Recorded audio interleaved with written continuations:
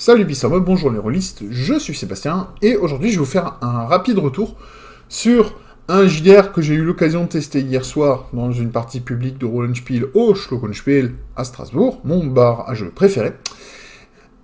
Et ben j'ai pu tester, comme je vous l'avais dit, Cat's la Mascarade. Je vais pas vous raconter l'histoire parce que c'est le scénario d'intro qui est issu du bouquin, donc il n'y a pas de raison que je vous le raconte. On a joué avec les persos pré-tirés qui étaient plutôt bien faits. C'est un scénario qui, dans l'ensemble, marche très bien. Par contre, il dépend d'un truc. Et bon, là, si vous le faites pas, disons que dans les persos pré-tirés, il y en a un, voire deux, qui ont des pouvoirs qui sont vraiment nécessaires pour faire facilement avancer le scénar. Si vous les avez pas, votre MJ, il va devoir être capable d'improviser des sorties, des moyens de récupérer les infos qui vous manquent pour pouvoir avancer l'histoire. Et bon, il y arrive avec brio, même si on a par moment traîné les pieds parce qu'on arrivait vraiment du mal. Même si les dés étaient étrangement coopératifs cette soirée-là. Mais voilà, c'est un scénar qui marche bien. Et il a pu sortir un perso et nous faire une interprétation d'un perso qui était juste magnifique. Donc on a vraiment bien rigolé. C'était d'ailleurs une super soirée à cette table. J'ai adoré... Alors, si le MJ m'écoute, ce que je doute, mais bon, ça peut toujours arriver. Si le MJ m'écoute, j'ai peut-être été un peu trop... Alors, peut-être pas présent, parce que justement, par moments, j'ai vraiment tout fait pour m'effacer et laisser les trois autres joueurs à la table parler, parce que, en fait, les autres étaient des débutants complets. Et donc, on a retrouvé les erreurs, enfin, les erreurs, les réactions habituelles des débutants. Donc, ça veut dire, au lieu de dire ce qu'ils veulent faire, c'était « est-ce que je peux ?» Ça, c'est le grand classique. Et l'autre, c'est quand il y a un truc à faire, une solution, une situation à régler, ils sont à la recherche de la compétence ou de la solution mécanique avant de réfléchir à qu'est-ce qu'ils veulent faire. À un moment, ça m'a un peu beaucoup exaspéré, surtout avec une joueuse. J'étais peut-être un peu pareil, un peu trop assertif, un peu trop... Ça aurait peut-être dû être ma place de le prendre. Donc, si tu considères que j'en ai fait trop, je suis désolé. Mais bon, comme tu l'as deviné, je suis plus souvent MJ que joueur, et donc parfois j'ai des réactions de MJ, même quand je suis joueur. C'est un des problèmes. Et donc j'ai demandé à la joueuse si elle me permettait de lui montrer une solution pour éviter le problème qu'elle avait. J'ai pris sa fiche perso. Elle était d'accord, bien sûr. J'ai pris sa fiche perso et j'ai dit maintenant, on s'en fout de ton perso. Qu'est-ce que tu fais? Voilà. C'est une bonne solution pour débloquer les joueurs qui sont bloqués dans le loop de est-ce que je peux faire ça avec cette mécanique? Non, on s'en fout de la mécanique. La mécanique, tu la laisses être mon problème à moi, le MJ.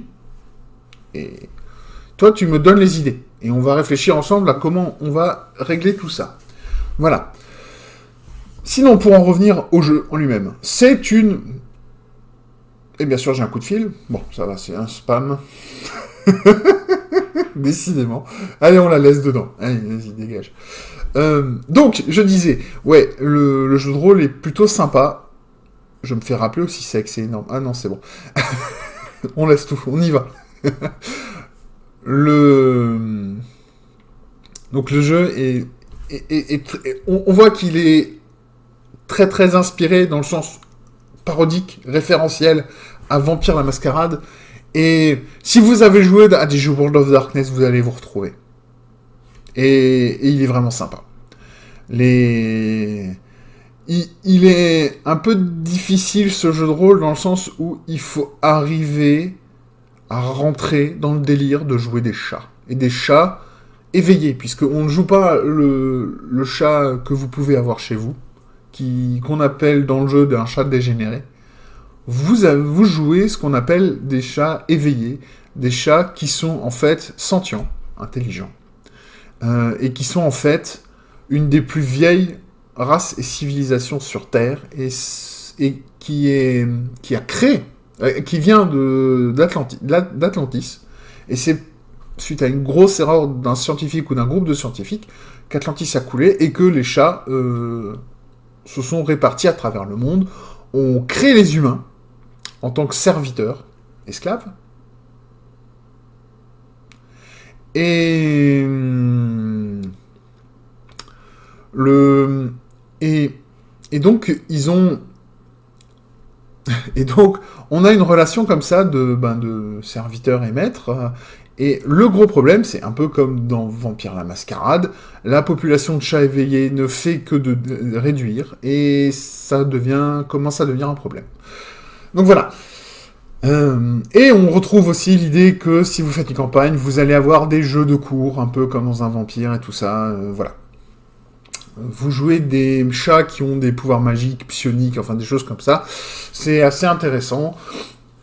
Tout le système est très bien dans le thème du jeu de chat. Donc voilà, les caracs ont des noms liés au chat.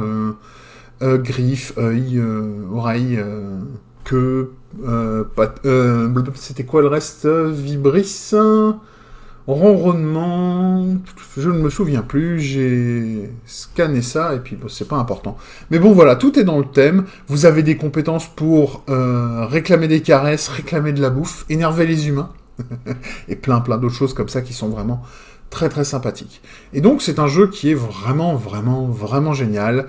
La V2 du bouquin est magnifique de ce que j'ai pu en voir, les illustrations sont belles, le bouquin qui est au format MOOC, donc... comme les Chroniques oubliées que j'ai là en bas, petit format, et donc plus facile à transporter, tout ça, c'est vraiment génial. Le système est relativement simple, tout marche à grands coups de D10, vous additionnez votre caractéristique et votre compétence, ou deux fois votre caractéristique s'il n'y a pas de compétence qui rentre en jeu, au meilleur résultat d'un nombre de D10 que vous lancez qui est égal à votre carac de chance. Donc, pour nous, par exemple, c'était 3, on avait tous 3 de chance, donc on jetait constamment 3 des 10, on gardait le meilleur, on en gardait un, pardon, on additionnait notre caractéristique et notre compétence, et il fallait battre un seuil. C'est un bet rollover, c'est un rollover qui marche très bien, et qui est très vite intégré par les débutants. Ça, c'était très pratique, parce que justement, il n'y a qu'un seul jet de dés. Il n'y a qu'un seul type de dés, et on n'est pas sur du Donjons et Dragons et tout ça. Donc ça, c'était très bien. Voilà. Je pense que j'ai fait à peu près le tour de ce que je voulais vous parler comme ça, en première impression rapide en tant que joueur. C'est vraiment un jeu très très sympa. L'exercice est vraiment fun. Si vous avez eu des chats dans votre vie, vous adorerez jouer à ce jeu. C'est pas plus simple, en fait. Si vous êtes occupé de chats, si vous aimez bien les chats, c'est super fun à jouer ce jeu. Et je suis assez content que les 3 débutants qu'on avait à la table ont réussi à rentrer plus ou moins dans le trip, et on a vraiment passé une très agréable soirée. Merci encore au MJ pour le travail qu'il a fait. Et je sais maintenant que si Katz, justement, si cette année de nouveau le créateur de Katz est de nouveau là au Don des Dragons, cette année je lui achèterai la V2 de son jeu. Voilà. C'est un jeu que j'aime bien maintenant. J'ai eu l'occasion de le tester, je sais je doutais qu'il allait me plaire, maintenant je sais qu'il me plaît. Voilà. Et donc, j'ai fait le tour de ce que je vous avais à vous dire sur ce jeu. N'hésitez pas à le tester si vous avez l'occasion. Si vous êtes une table qui aimeriez bien jouer ça, cotisez-vous ensemble pour acheter un bouquin, et puis c'est parti. C'est vraiment très sympa. Ma vidéo est donc maintenant terminée, je vous remercie de votre attention. Comme d'habitude, je vous souhaite de trouver ce qui vous rend heureux. Et en attendant ma prochaine vidéo, je vous dis à tous à la prochaine fois, plutôt comme on dit chez moi, bis nächste Mal.